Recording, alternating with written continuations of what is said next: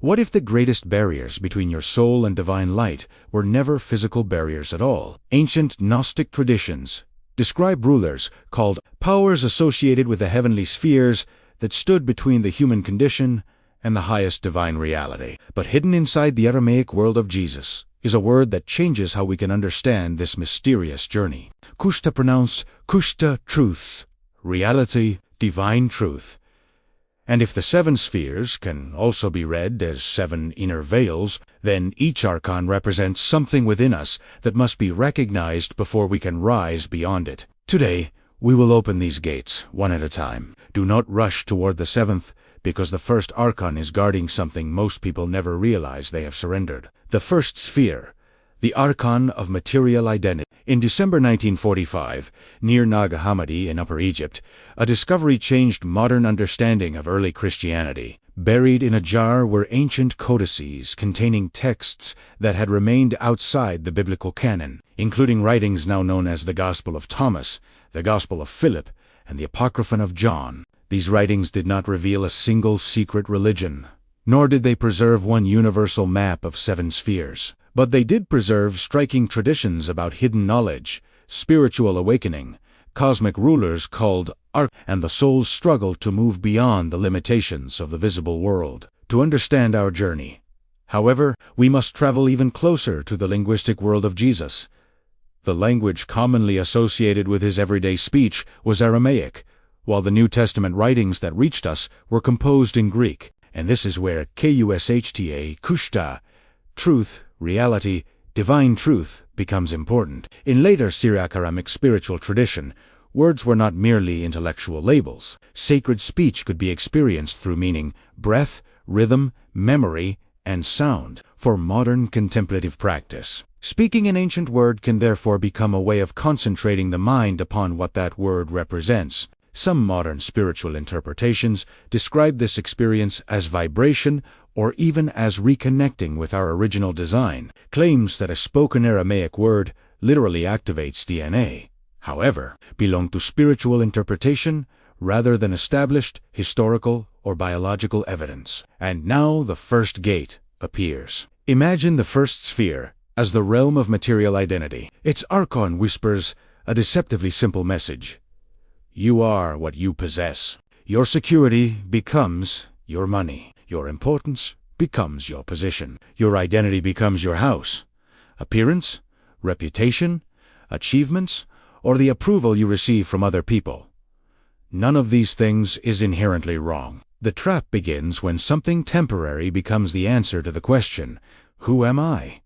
This is why KUSHTA matters. Truth begins by separating what you have from what you are. The first archon does not need to take everything from you. It only needs to convince you that without those things, there would be nothing left. So the first sphere asks a disturbing question. If everything you use to describe yourself disappeared tomorrow, what part of you would remain? Do not answer too quickly, because passing the first gate is not rejecting the physical world. It is remembering that the physical world cannot contain the whole truth of your identity. And once that realization begins, the first archon loses its authority. But the second sphere is harder, because the next archon does not control you through what you possess. It controls you through what you are afraid to lose. The second sphere, the archon of fear. The soul rises from the first sphere, believing it has become free. Possessions no longer define everything. External approval begins losing its power, and something deeper starts awakening. Then the second gate appears, and standing before it is an archon that almost everyone has encountered without knowing its name.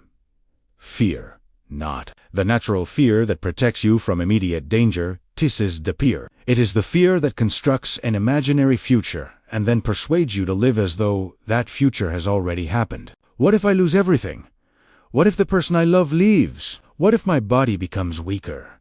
What if I make the wrong decision? What if God does not answer? The second archon does not need these things to happen. It only needs you to believe they might happen strongly enough that you surrender today's freedom to tomorrow's uncertainty. That is its power. And here KUSHTA. Divine truth becomes more than an ancient word. It becomes a question you place against fear. Is what I am imagining true right now? This distinction is enormous. Fear says, "You will fail." KUSHTA asks, "Has that future happened?" Fear says, "You will be abandoned." KUSHTA asks, "Is that the truth of this present moment?" Fear creates possibilities and disguises them as certainties.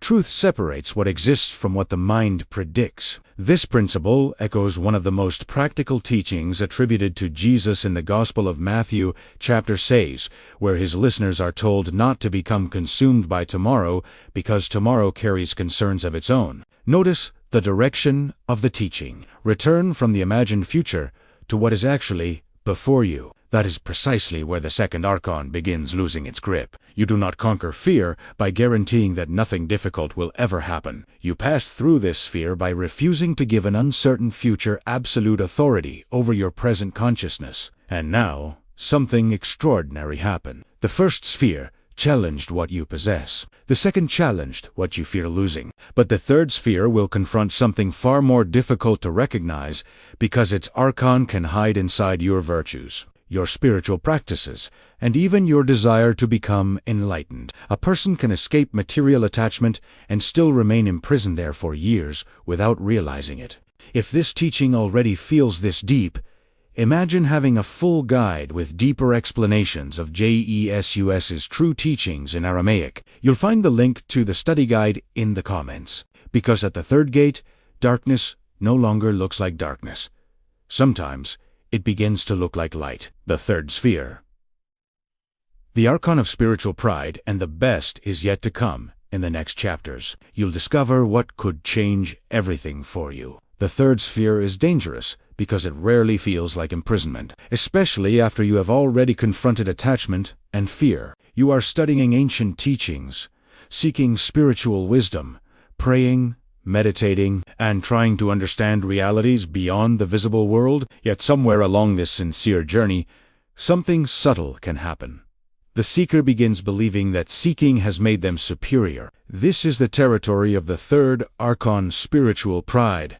It does not ask you to abandon the divine. Instead, it allows you to pursue spiritual knowledge while quietly believing that you are more awakened than those around you. Ancient words can become badges of distinction rather than instruments of transformation, while hidden teachings become evidence that you belong to a more enlightened group. Knowledge, which was supposed to open the gate, gradually becomes another gatekeeper. This is an important warning within our Gnostic journey because Gnosis points toward knowledge, but not merely the accumulation of information. The deeper purpose was awakening to spiritual reality and recognizing what keeps consciousness imprisoned. You can study archons, ancient manuscripts, heavenly spheres, and sacred languages while still carrying resentment, arrogance, jealousy, and contempt. The third archon thrives when spiritual knowledge changes your vocabulary without changing your character. This is where KUSHTA truth, reality, divine truth, becomes uncomfortable, because truth asks what your knowledge is actually producing. Has learning made you more compassionate, patient, and humble before the mystery of God? Or has your knowledge simply given the ego more sophisticated language through which to express itself? The third gate begins opening when wisdom stops becoming something you possess and starts becoming something visible in the way you live. Then comes the unsettling revelation.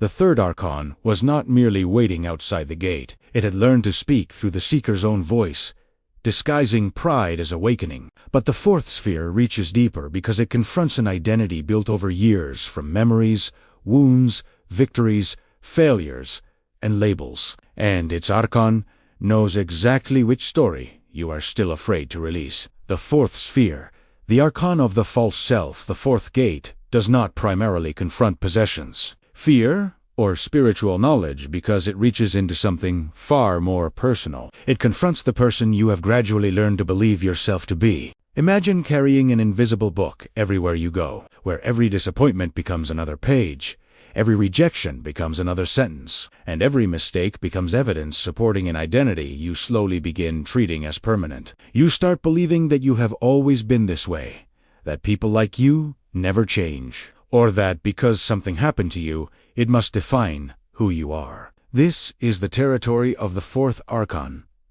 the false self. Your history is not unreal, and your experiences should never be denied or erased. The trap begins when history becomes destiny and yesterday is given authority over everything tomorrow could become. The fourth archon takes something that happened to you and quietly transforms it into a definition of you. Failure becomes, I am a failure. Rejection becomes, I am unwanted. While loss becomes the conviction that you will always remain alone. A painful chapter is transformed into the title of the entire book. That is why this fear feels so personal.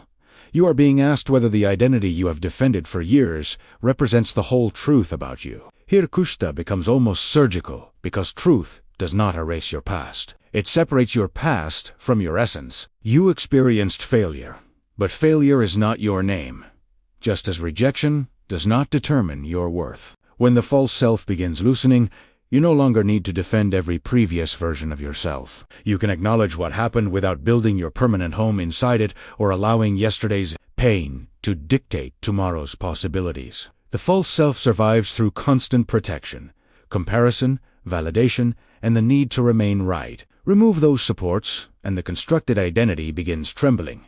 But sometimes that trembling is simply an old prison beginning to crack. Right now, you might be asking yourself, why am I only discovering this truth now?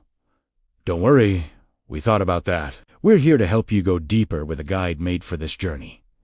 The link is in the comments. 4 spheres are now behind us, but the 5th introduces a more seductive captivity. It does not merely make you believe in your chains, it teaches you to desire them. The 5th sphere, the Archon of Desire. The 5th sphere is different from everything we have crossed because its Archon rarely commands or threatens you. Instead, it places something desirable before you and whispers that peace will finally arrive when you obtain it. Desire itself is not the enemy, because human beings naturally desire security, companionship, purpose, and growth. The prison appears when fulfillment is continually postponed until the next possession, achievement, relationship, recognition, or spiritual experience finally arrives. The 5th Archon survives through one sentence, I will be complete when.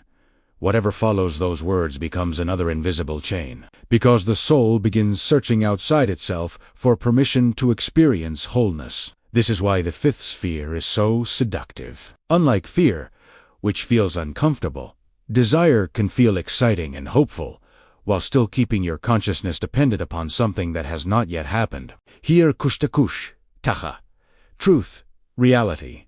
Divine truth exposes the illusion by asking whether the object of your desire can truly provide what you expect from it. Even when you receive what you wanted, another desire often appears behind it. The gate begins opening when desire stops ruling identity. You can pursue meaningful goals, build, create, love, and prosper without making any temporary achievement responsible for proving your worth. This does not require abandoning the world. It means restoring the proper relationship with it. You possess things without allowing things to possess you, and you pursue possibilities without postponing your inner life until they arrive. Once this becomes clear, the 5th Archon loses its greatest weapon, the promise that salvation is always somewhere else. But now the ascent becomes far more difficult, because only 2 spheres remain. The 6th Archon does not tempt you with something you want. It uses something you desperately want to control, and what it guards is the final preparation for the 7th gate.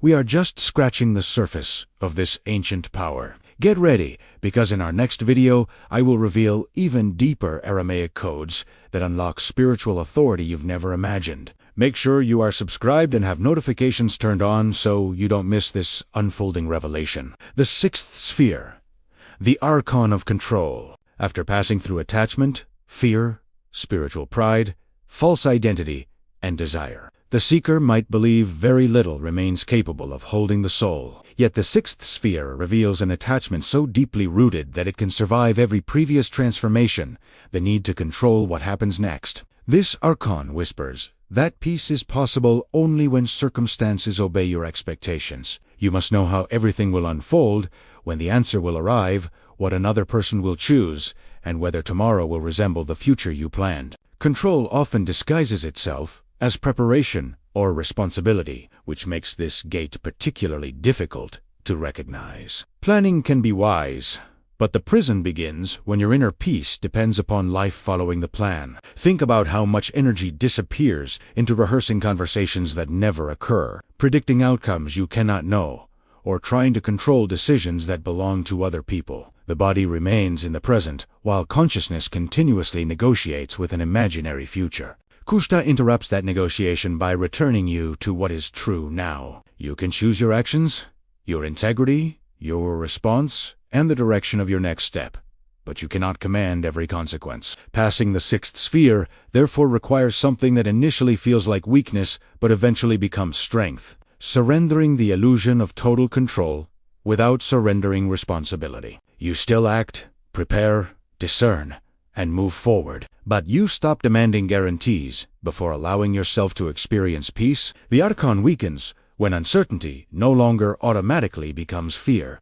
and then the seeker reaches the final threshold. 6 gates are behind you, and for the first time, the divine light appears almost close enough to touch. Yet one Archon remains, and it guards the most subtle attachment of all. It is not your possessions, fear, knowledge, past, desires, or future. The 7th Archon guards the identity of the one who believes it is ascending. The 7th sphere, the Archon of Separation, the 7th gate, contains the paradox hidden inside the entire journey. After struggling to ascend through 6 spheres, the seeker arrives believing there is still a separate self standing here, and a divine reality waiting somewhere beyond the final gate. That assumption becomes the last veil. The 7th Archon represents separation, the conviction that divine light is always somewhere outside you, distant enough to pursue but never close enough to inhabit your present existence. This does not mean declaring yourself to be God or erasing the distinction between creator and creation. The deeper spiritual insight is more humble. A person can spend an entire lifetime searching for divine presence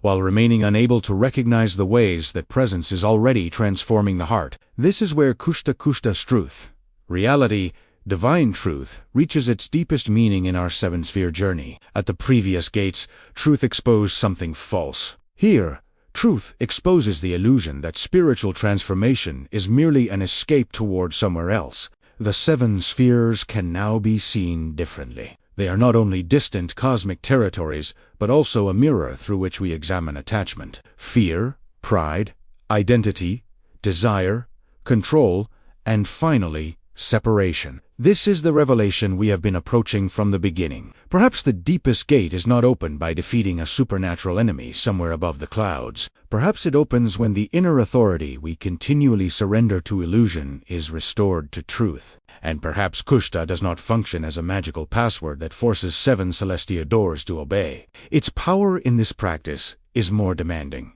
Every time truth reveals an illusion, you must decide whether you are willing to release what the illusion has been giving you. That is the real ascent. The Archons lose their symbolic authority one by one, not because you have memorized their names, but because you have recognized what each gate reflects within human consciousness.